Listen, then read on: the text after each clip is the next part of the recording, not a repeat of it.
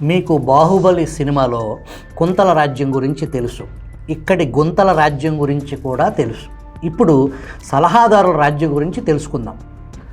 ఆంధ్రప్రదేశ్ ప్రభుత్వ సలహాదారుల నియామకంపై హైకోర్టు ఇటీవల కీలక వ్యాఖ్యలు చేసింది.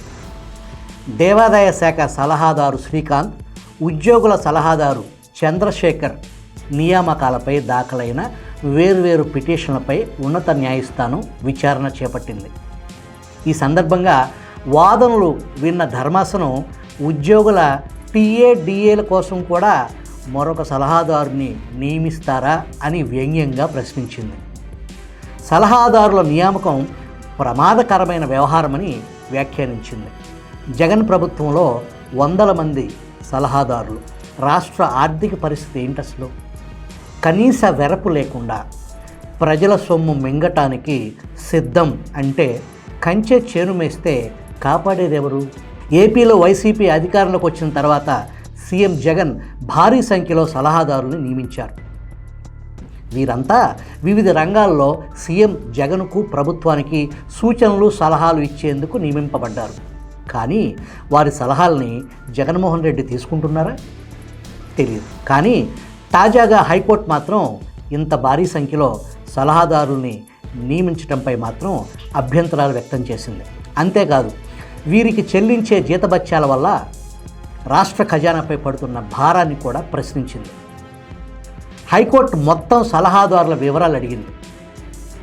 ఉన్నత న్యాయస్థానం తలంటాక రాష్ట్రంలో అసలు ఎంతమంది ఏ హోదాలో, ఎప్పటి నుంచి, ఎంత వేతనంతో సలహాదారులుగా పనిచేస్తున్నారో వివరాలు క్రోడీకరించి పంపాలని ఒక ప్రభుత్వమే సర్క్యులర్ జారీ చేసింది.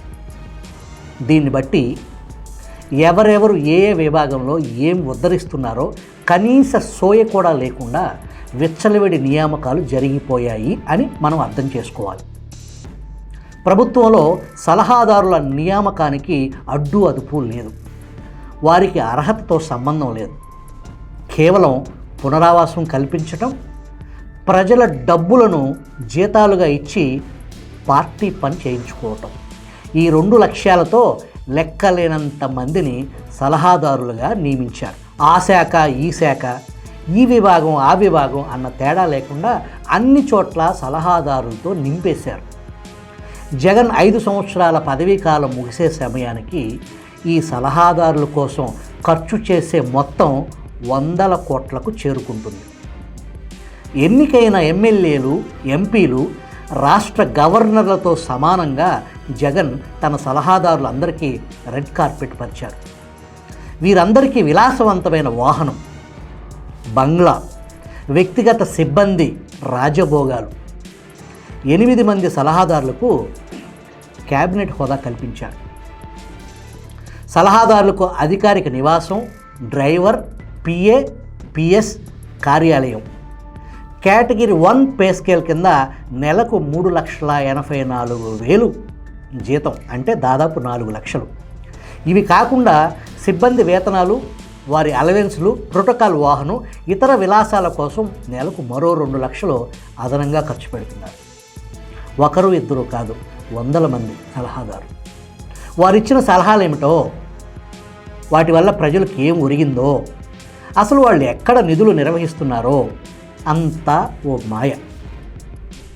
లక్షలకు లక్షలు జీతాలు, వసతులు, ప్రోటోకాల్ ఆర్భాటాలు. చివరికి హైకోర్టు తీవ్రంగా స్పందించే స్థాయిలో విచ్చలవిడిగా సలహాదారులను ప్రభుత్వం నియమించింది.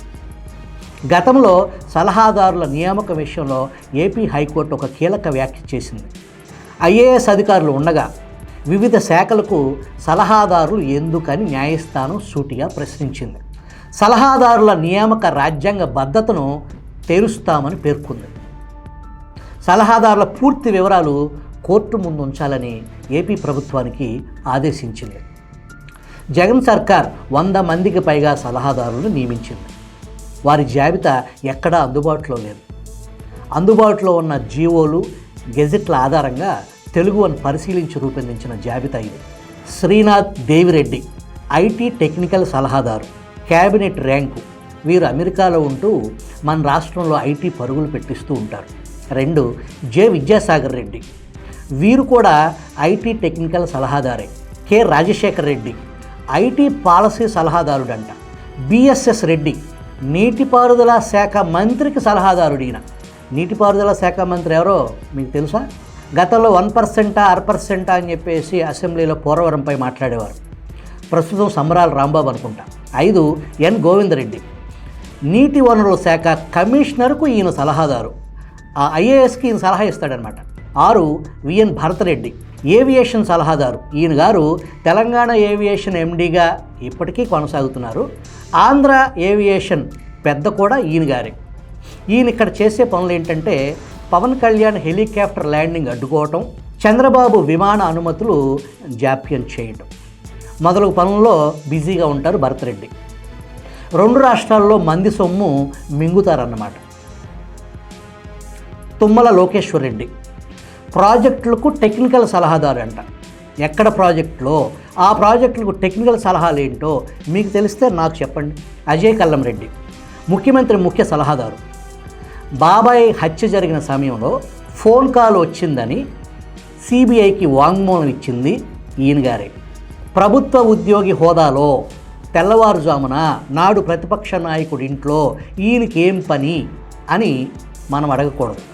సిబిఐ అడిగింది, తమరు ఆ సమయంలో అక్కడ ఎందుకున్నారు అని సిబిఐ అడిగింది.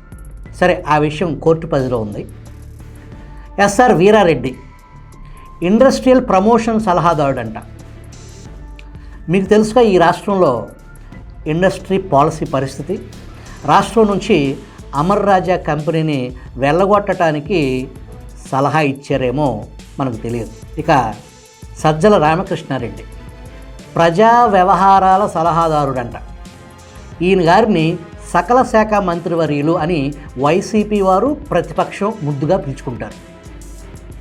ముఖ్యమంత్రి కంటే ఈయనే పవర్ఫుల్ అని చెప్పుకుంటూ ఉంటారు. ముఖ్యమంత్రి శ్రీమతి భారతిరెడ్డి మనిషిగా చెబుతారు. బాబాయ్ హత్య కేసు విచారణ అధికారిగా అన్నీ తానే వ్యవహరిస్తారు. గతంలో సాక్షిలో పనిచేశారు. అంతకుముందు ఈనాడులో పనిచేసినప్పుడు తొండ, ఇప్పుడు ముదిరి ఊసరవల్లి అయింది.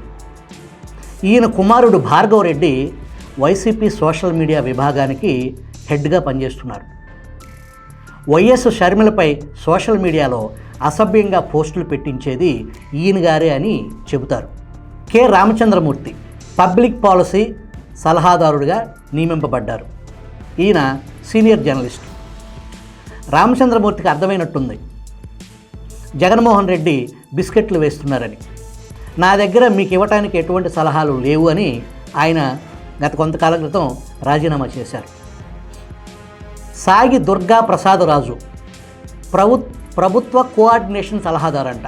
అంటే ఏంటో నాకు తెలియదు, మీకు తెలిస్తే నాకు చెప్పండి. Peter D Hasan investment promotion విదేశీ సంబంధాల సలహాదారుడంట. ఈయన గారు నడిపే దౌత్యానికి సలహాలకు అక్కడి నుంచి వచ్చే పరిశ్రమలకు మనకి ఇక్కడ భూమి లేకుండా పోయింది. అన్ని పరిశ్రమలు వచ్చినాయి మన రాష్ట్రానికి. దేవులపల్లి అమర్ జాతీయ మీడియా ఇంటర్స్టేట్ అఫైర్స్ సలహాదారుడు. ఈయన కరడుగట్టిన తెలంగాణ వాది. జాతీయ మీడియా సలహాదారు అంటే జాతీయ మీడియాలో జగన్మోహన్ రెడ్డికి వ్యతిరేకంగా వార్తలు రాకుండా చూడటం, అవసరాన్ని బట్టి ఇక్కడ ప్రతిపక్షాలపై విషం చిమ్మటం అందులో భాగం. ఇంటర్స్టేట్ అఫైర్స్ సలహాలంటే మొన్న తెలంగాణ అసెంబ్లీ ఎన్నికలకు ఒకరోజు ముందు నాగార్జున సాగర్ డ్యామ్ మీదకి ఆంధ్ర పోలీసుల్ని పంపించి గలాటా చేయటం లాంటివి ఇంటర్స్టేట్ వ్యవహారాలు అన్నమాట. ఆ ఇంటర్స్టేట్ వ్యవహారాల్లో తెలంగాణ నుంచి మన రాష్ట్రానికి రావాల్సిన విద్యుత్ బకాయిలు కానీ అక్కడ ఉమ్మడి ఆస్తుల ఊసు ఉండదని గమనించండి. ఈయన గారు గతంలో ఈనాడుతో పాటు అనేక పత్రికల్లో జర్నలిస్టుగా పనిచేశారు. 2019 ఎన్నికలకు ముందు సాక్షి టీవీలో ఫోర్త్ ఎస్టేట్ అని ఒక షో రన్ చేశారు. సాక్షి యజమాని ఒక రాజకీయ పార్టీ నడుపుతున్నారు. సొంత రాజకీయ భజన ఛానల్లో ఫోర్త్ ఎస్టేట్ విలువలు విశ్వసనీయత, జగన్ విశ్వాసపాత్రుడిగా జర్నలిజం విలువలకు తిలోదకాలు ఇచ్చేశారు. వైసీపీ కార్యకర్తలాగా వ్యవహరిస్తున్నారు. వైఎస్ హయాంలో మీడియాపై ఉక్కుపాదం మోపటానికి జీవో నెంబర్ 2430 తీసుకొస్తే నాడు ఆ జీవోను వ్యతిరేకించిన వారిలో అమరు కూడా ఒకరు. వైఎస్ రాజశేఖర రెడ్డి వెనక్కి తగ్గి ఆ జీవోను సస్పెండ్ చేశారు. నేడు అదే జీవో 2430 జగన్ రెడ్డి మీడియా మీద ప్రయోగిస్తే బెల్లం కొట్టిన రాయిలాగా అమర్ మౌనం దాల్చారు. ఈయన గారు ఈ మధ్య 3 దారులు అని ఒక పుస్తకం రాశారు. రాజశేఖర్ రెడ్డి, చంద్రబాబు, జగన్ గురించి ఆ పుస్తకం. చంద్రబాబును అవినీతిపరుడిగా చిత్రీకరిస్తూ ఎన్టీఆర్కు వెన్నుపోటు గురించి బాగా బాధపడ్డారు. వైఎస్ రాజశేఖర రెడ్డిని పొగటతలతో ముంచెత్తాడు. ఇక జగన్ సార్ గురించి తండ్రిని మించిన ప్రజాసేవకుడని ఆకాశానికి ఎత్తేశాడు. ఎన్టీఆర్ వెన్నుపోటు వివరించాడు కానీ బాబాయ్ గొడ్డలిపోటు ప్రస్తావనే లేదు. జర్నలిస్టు ముసుగులో ఎంగిలి మెతుకులకు ఆశపడి వృత్తి ద్రోహానికి పాల్పడే వారిని ఏమని పిలవాలి? జర్నలిస్టు విధి పాలక పక్షాన్ని నిలదీయటం, ప్రజల గొంతుకై గళం విప్పటం. ఈ యజ్ఞంలో పాలకుల చేతుల్లో అమరులైన జర్నలిస్టులు ఎందరో ఉన్నారు. ఇక రెండో రకం జర్నలిస్టులు, వారికి జర్నలిస్టు ముసుగుంటుంది. ఎంగిలు మెతుకుల కక్కుర్తూ పాలేరుతనానికి అలవాటు పడి అధికారానికి దగ్గరగా అంటగాగుతూ బానిసగా బ్రతికేయటానికి అలవాటు పడ్డ బ్రతుకులు. ఇంకొక ఆయన కృష్ణ జీవి గిరి, ఇండస్ట్రియల్ ప్రమోషన్ సలహాదారంట. డాక్టర్ నోరి దత్తాత్రేయుడు వైద్య రంగం సలహాదారు. ఆర్ కొండలరావు పంచాయతీరాజ్ సలహాదారు. ఆకునూరు మురళి పాఠశాల విద్య మౌలిక సదుపాయాల సలహాదారు. ఎం వెంకటేశ్వరరావు నీటి వనరుల సలహాదారు. ఎస్పి రామకృష్ణమూర్తి అంతర్రాష్ట్ర నీటి వనరుల సలహాదారు. టి విజయ్ కుమార్ రైతు సాధికార సంస్థ సలహాదారు. సుభాష్ చంద్ర కార్గ్ ముఖ్యమంత్రికి రిసోర్స్ మొబిలైజేషన్ సలహాదారంట. గోవింద హరి ఆరోగ్యశ్రీ సలహాదారు. శ్రీధర్ లంక ఇన్ఫ్రాస్ట్రక్చర్ ఇన్వెస్ట్మెంట్ సలహాదారు. జూల్ఫీ మిడిల్ ఈస్ట్ దేశాల ప్రతినిధి. Medapati S Venkat non resident Telugu affairs సలహాదారు. Shilpa Chekupalli health adviser Delhi. M Samuel ముఖ్యమంత్రి సలహాదారు. జీవిడి కృష్ణమోహన్ కమ్యూనికేషన్ సలహాదారు. పి శరత్ కుమార్ అవినీతి నిరోధక శాఖ సలహాదారు. డాక్టర్ వెంకట్ చెంగవల్లి 108, 104 సేవల సలహాదారు. PV Ramana Rayalam DGP chief legal సేవల సలహాదారు.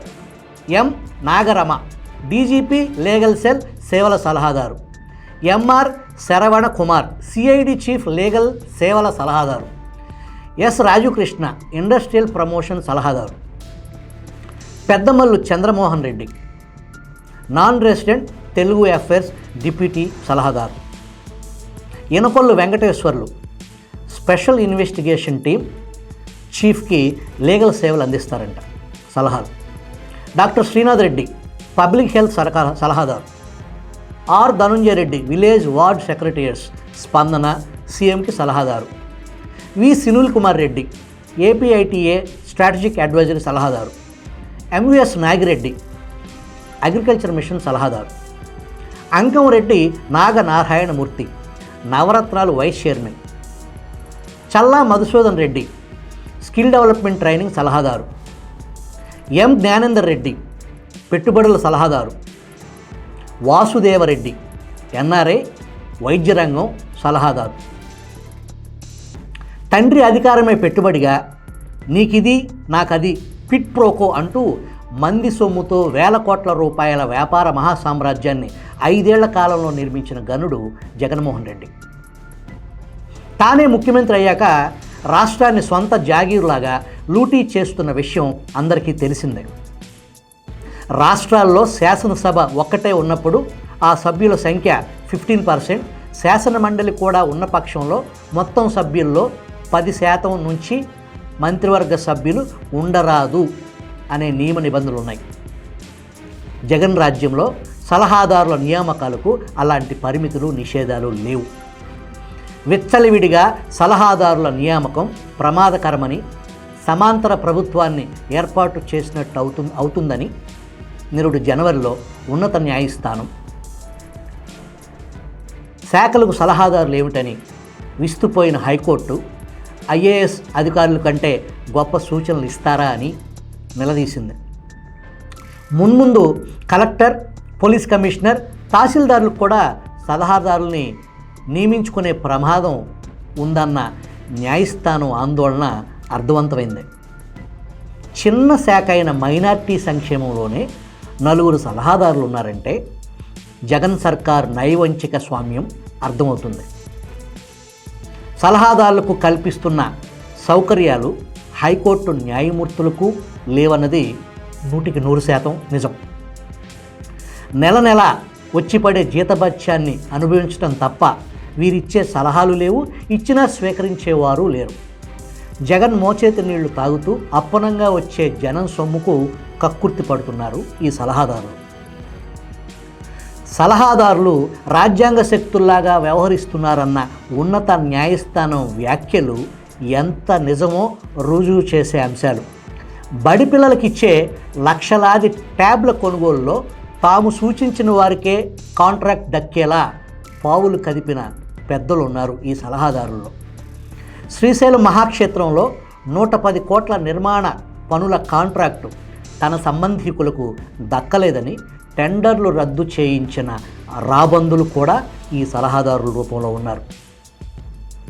ఇళ్లల్లో చెత్తకు పన్ను వేసి జనాన్ని చెండుకు తింటున్న ఈ ప్రభుత్వం అంగన్వాడీలు, ఆశా కార్యకర్తల జీతాలు పెంచమన్నందుకే లాఠీలతో విరుచుకుపడుతున్న ఈ సర్కారు జనం సొమ్మును ఈ రకంగా ముఖ్యమంత్రి భజన బృందానికి దోచిపెడుతుంది.